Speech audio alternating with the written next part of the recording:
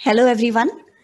Welcome to the Facebook Live session of the Mom Experts on COVID 19 in pregnancy, new moms, and babies. Just when we thought that the worst was behind us, we have been hit by the second wave, and how. This time it has not even spared the little children who were supposed to be immune during the first wave. And at such times, obviously, there are confusion abounds. So, to clear all the doubts and questions that we have with us today Dr. Khushbu Tauri Modi, MBBS MD, and COVID in charge of Thane Municipal Corporation. Welcome, Dr. Khushbu. So, then thank you so much for taking out time and doing this with us. Yeah, my pleasure.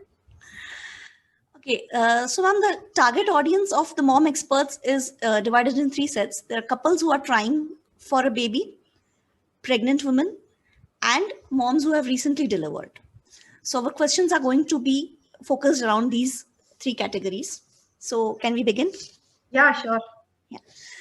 So if someone is trying for a baby, is it safe to take vaccine for those mothers and husbands? Yeah, definitely. The vaccine is a very safe option, even if you are planning to conceive, because you don't know when you are going to get pregnant or so, and the vaccine will be a very safe option. Those who are trying for the baby and those who are going any kind of treatment, for them also the vaccine is said. But as we all know, now the government has given the vaccination, approved the vaccination for above 45, and soon it is going to start for above 18 also. So the vaccination is a very safe option. Okay, so like you said, if someone is going through a treatment, basically if someone is going through IVF or IUI treatment, so even they can safely take the vaccination? Yes, sure enough. Because you see, we don't know when will the procedure will be fruitful, and because of that, so there's no point absolutely in delaying the vaccine just because you are undergoing the treatment. The benefits far outweighs the risk which are concerned. But like you know that the vaccine is taken in two parts. There is a first dose and a second dose. So once you've taken the vaccine, should you wait for some time, for the treatment? Because what if you conceive during the wait period for the second dose? So basically, see, there is no data which shows that vaccine causes any teratogenic effect, or anything, any kind of miscarriages or anything amongst the baby. Also, after the first dose, you have symptoms like which are very normal with any kind of vaccination, like fever and pain, and these symptoms are very common, but they are less after second dose. Okay. So, anyways, vaccine is quite safe. Okay. So someone who is trying for a baby can safely take the vaccine. Yes. Okay. For someone who is recovering from COVID-19, when can they take the vaccine, and how long after that do they have to wait before they start? So, if you are recovering from COVID-19, what is the government guideline says that if the disease was asymptomatic, and it did not require hospitalization, you can immediately take the vaccine after 1 month of getting COVID-19. If the patient was symptomatic, moderately symptomatic, if the hospitalization was required, if the drugs were given, then it is safe to wait for, at least 2 to 3 months duration for taking the vaccine.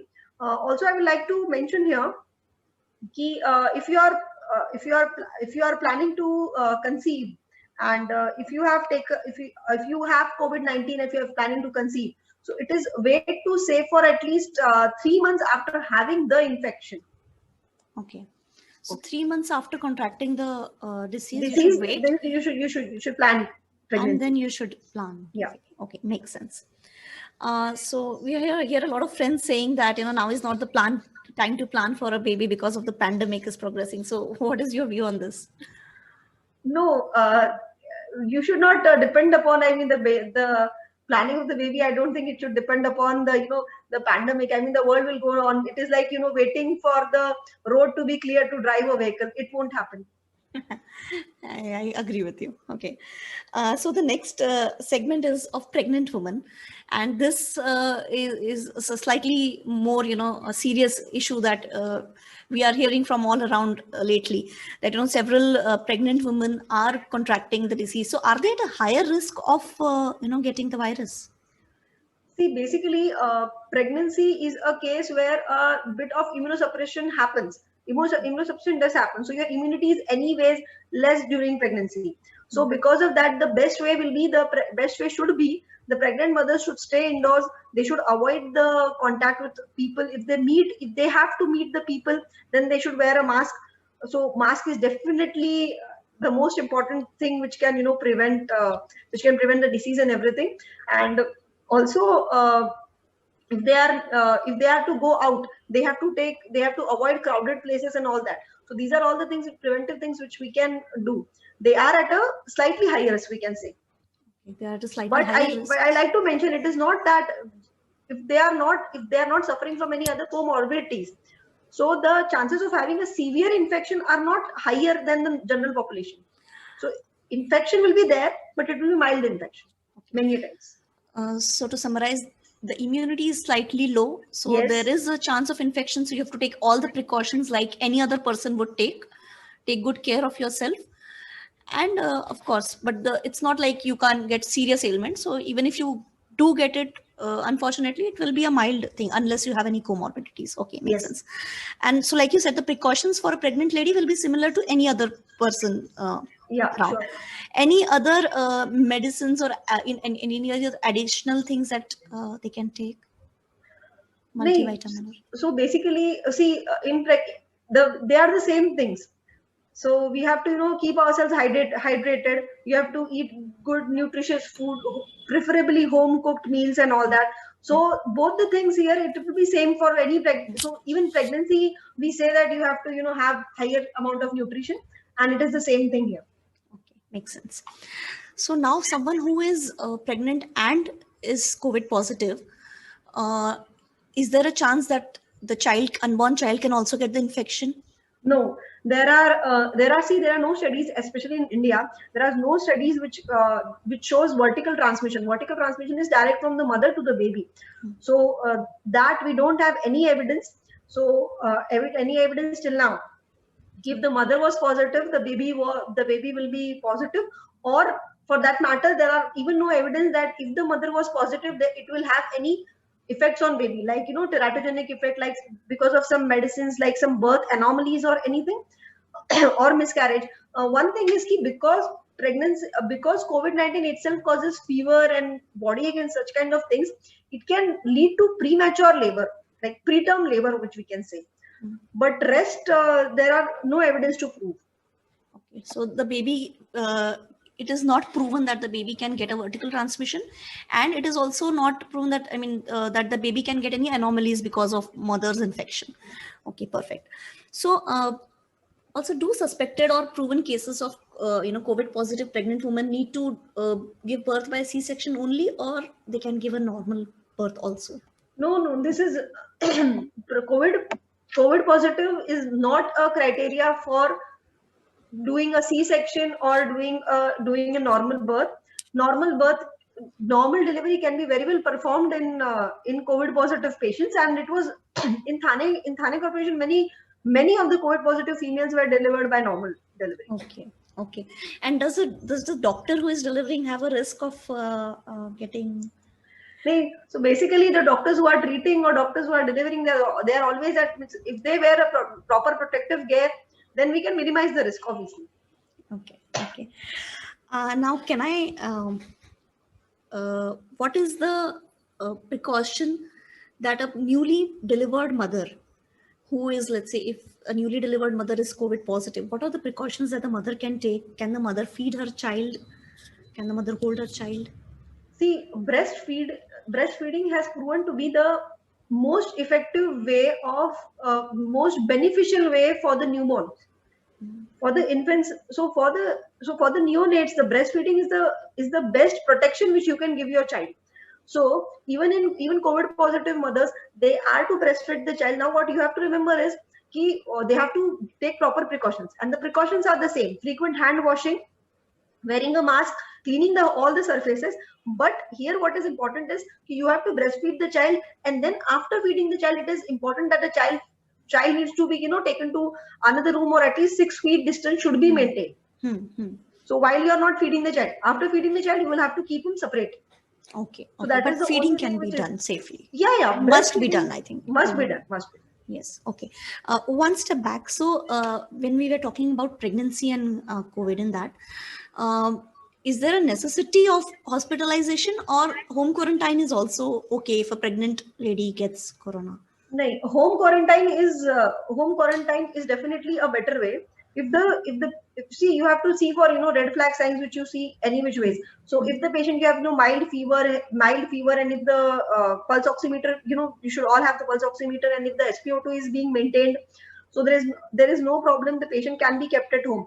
But we have to do, if there is shortness of breath is much, if the SpO2 is falling like below 94 or so, and if there are other things like that, if you have fever, if you have continuous fever of more than 100 for like 3 days, Hmm. fever of 1 day doesn't warrant admission. Hmm. But continuous fever which is not subsiding even after taking medications, Hmm. or you have breathlessness, or you have some other diseases, or you have spotting or some other kind of pain, and especially if there are other comorbidities, only then you should think of admissions. And I will stress key, it is very important that you should check for other comorbidities, like mother is hypertensive or diabetic, or uncontrolled diabetes in pregnancy, or some any other kidney ailments are there. So that time it is better to get admitted. Okay, so in mild, moderate symptoms, it's better to stay at home and home Yes. quarantine. But if you have comorbidities, if there are severe symptoms, it's better to get hospitalized Yes. for pregnant women. Like, I think most of it is like any other case. Yeah. So, yeah. Okay, so now moving to new moms again. Like you said, breastfeeding is essential. We have also, like, ma'am, we've also consulted our pediatrician on board, Dr. Pallavi Bapat Pinge, our gynecologist and obstetrician, Dr. Parinita Toshniwal. Everyone has emphasized that breastfeeding is the best tonic, is the best cure, is the best thing that you can give your newborn baby. So we cannot stress it enough that you must do it. Wear a mask, take all precautions, but breastfeed your baby as much as you can every 2 hours or on demand. So, are newborns at a higher risk because they are so vulnerable? We keep on listening that their immunity is less. So, are they at a higher risk of infection, or what is it?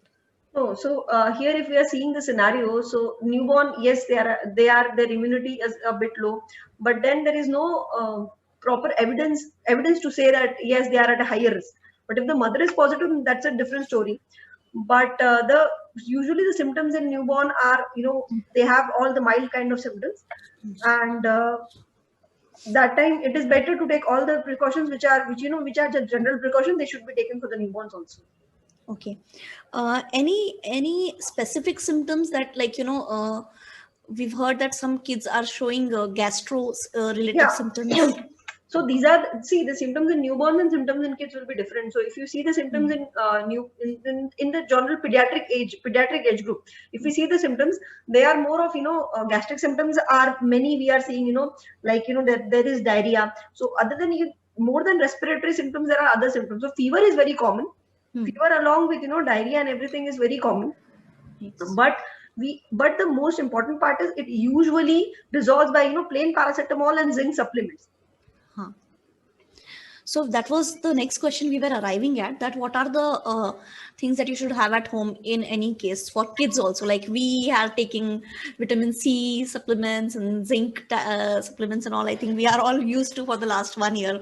Everyone has become an expert on these things. So for the kids also, are the same things that we need to keep at home?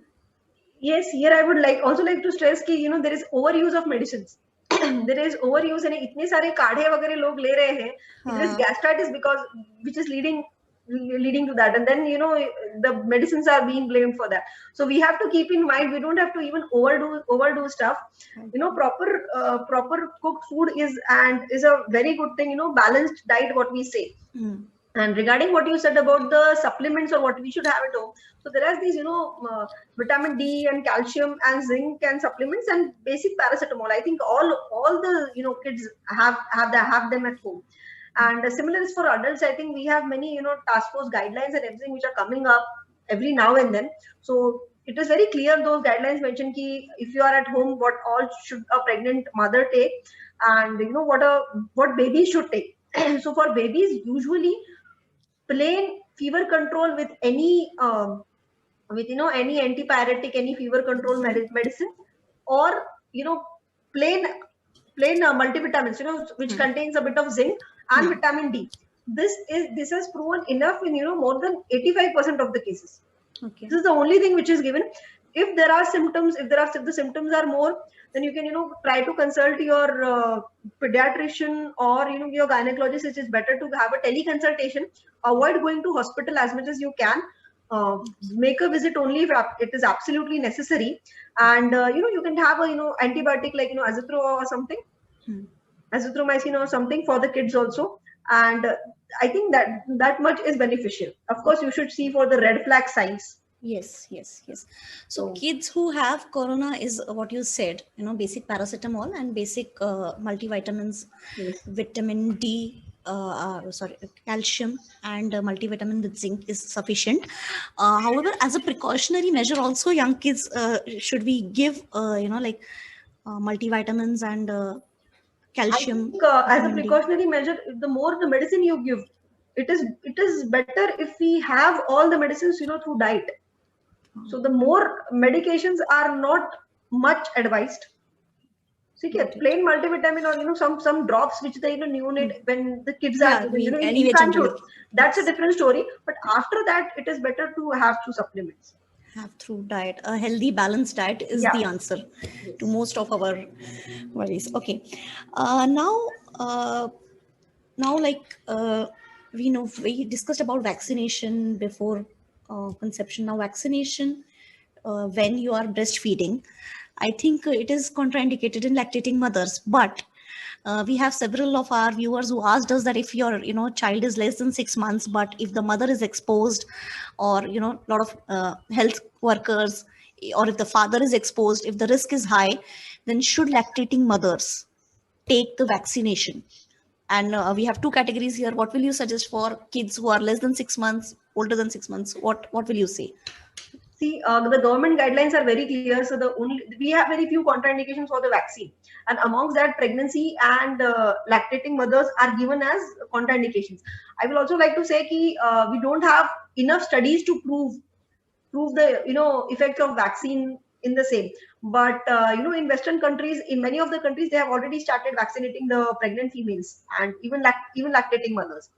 Now, regarding lactating mothers, what I would like to say is, when lactating mothers up to 6 months, government says strictly no, but when we start weaning, like 8 or 9 months after that, so it's a subjective thing. Maybe the pediatrician or the gynecologist can be consulted. My opinion is that we give the vaccine. So when the kids are not exclusively breastfed and we have already started weaning off, so after that, it is better that the vaccine should be taken, because again the benefits are very high in that case. So because of that. Okay, so yes, that was what we wanted to know, that if a lactating mother has taken vaccination, what are the possible symptoms that a baby can show? So they can have mild fever. Yeah, and that is also very rare case, not always. Very rare cases. They can have mild symptoms which will subside on their own, or with, like you said, with basic medication. Okay, that's it.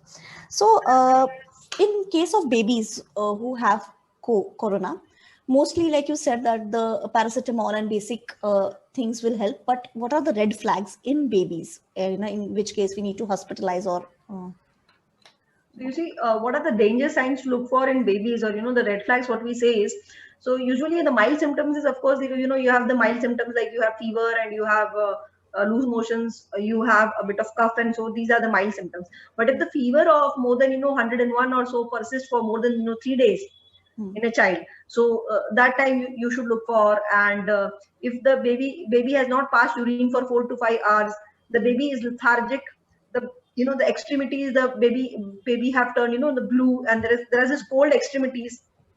So that time he may be going into the shock syndrome.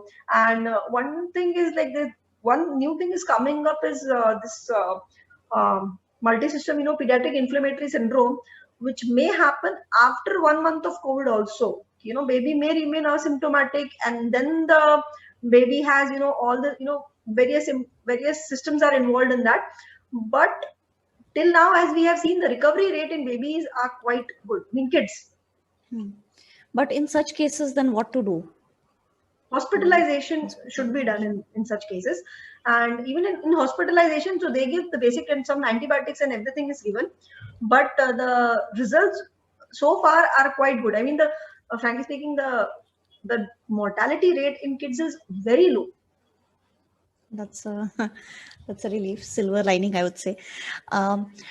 Okay, another thing is, what are the red flags in adults that we need to like, or maybe Red flags mothers? in pregnant females, if you are asking, the red flag in pregnant Yes. females is yes, if there's a fever is continuous fever, which is not subsiding even after grade 3 of medications, or and if the patient has some breathing difficulties, or if the patient has some other system, like if the patient is hypertensive, then the BP is shooting up, or if the sugars are uncontrolled.